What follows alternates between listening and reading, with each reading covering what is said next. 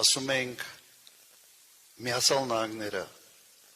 մեծ ընդհանրապես երևացող տնտեսական շահեր այս տարածաշրջանում չունի, եւ մենք տեսնում ենք, որ սա ավելի շատ կապված է Իրանի սահմանի հետ։ Եվ Հայաստանի ընդամենը 26% այդ ծրագրում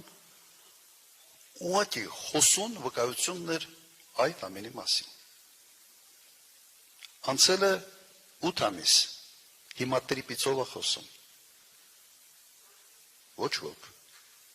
Այն կանխատեսումը, որը մենք ունեցել ենք, ամբողջությամբ իրականություն դարձավ։ Ցավոք։ Մեր առաջարկը հետևյալն էր. մեծացնենք այդ ծրագիրը, ներգրավենք երկրներ, որոնց նկատմամբ Իրանը ունի վստահություն, եւ այդ ծրագրի հետ մենք խնդիր չենք ունենալու։ Կամ ուղղակի այդ 42 կիլոմետրանոց